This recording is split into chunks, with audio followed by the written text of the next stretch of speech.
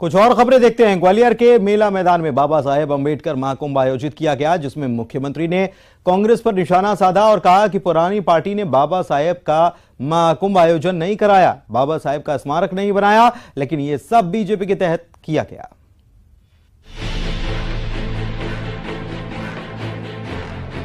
MP विधानसभा चुनाव को लेकर सियासी पार्टियां बिसात बिछाने में जुट गई हैं। इस कड़ी में अभी से ही दलितों को रिझाने में सियासी पार्टियां लगी हैं। यही वजह है कि दलितों के मसीहा बाबा साहेब डॉक्टर भीमराव अंबेडकर की जयंती सियासी पार्टियों ने खूब धूमधाम से मनाई। रविवार को ग्वालियर में शिवराज सरकार की तरफ से अंबेडकर महाकुंभ का आयोजन किया गया, जिसमें बीजेपी के तमाम दिग्गज नेता शामिल रहे। इस दौरान सीएम शिवराज सिंह चौहान ने कांग्रेस पर जमकर निशाना साधा और कहा कि कांग्रेस ने बाबा साहेब अंबेडकर महाकुंभ नहीं किया, बाबा साहेब का स्मारक नहीं बनाया। आपने तो एक खानदान के लिए सब कुछ बनाया, बीजेपी ने स्मारक बनाया, कुंभ आयोजित कर रही है। संविधान बनाने वाले बाबा साहेब को चुनाव हराने का काम किसने किया? कांग्रेसियों, तुम्हें जनता माफ नहीं करेगी। जब से भारतीय जनता पार्टी की सरकार बनी है, कांग्रेस ने कभी बाबा साहब अंबेडकर महाकुंभ का आयोजन नहीं किया, कभी स्मारक नहीं बनाया। बाबा साहब का स्मारक क्यों नहीं बनाया? अगर स्मारक बने तो नेहरू खानदान के बने, अगर स्मारक बने तो केवल तुम्हारे परिवार के बने। लेकिन मुझे ये कहते हुए गर्व है बहनों और भाइयों, अंबेडकर नगर महू में अगर बाबा साहब का भव्य स्मारक बनाया तो भारतीय जनता पार्टी की सरकार ने बनाया। अब कांग्रेस को तो जवाब देना चाहिए।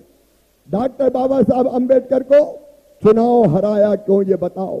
जिसने संविधान बनाया उसे तुमने चुनाव हरवाने का महापाप किया। कांग्रेसियों, इतिहास तुम्हें कभी माफ नहीं करेगा।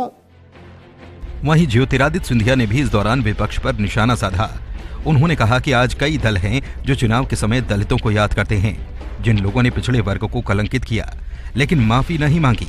जवाहरलाल नेहरू बाबा साहेब के खिलाफ प्रचार करने गए थे, इसका जवाब हमें कांग्रेस से लेना होगा। 1950 में पहली बार लोकसभा चुनाव लड़ने के लिए तो वो कौन सा दल था जिस दल ने बाबा साहब अंबेडकर के विरुद्ध उम्मीदवार खड़ा किया? जवाब दे वो कांग्रेस पार्टी देश की जनता को।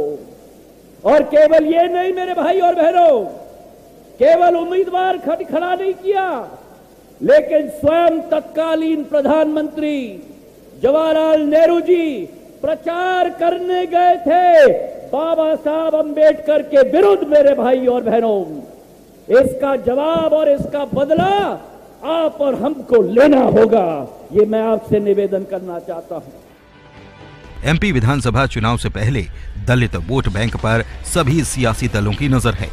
खासकर ग्वालियर संभाग पर सभी पार्टियों की नजर बनी हुई है। यहाँ बीएसपी और कांग्रेस दलितों को लेकर अपने आयोजन कर चुकी है। अब इसी कड़ी में बीजेपी ने आज ग्वालियर में अंबेडकर महाकुंभ करके दलित वोटर्स को साधने की कोशिश की। सुशील कौशिक, न्यूज़ 18, ग्वालियर।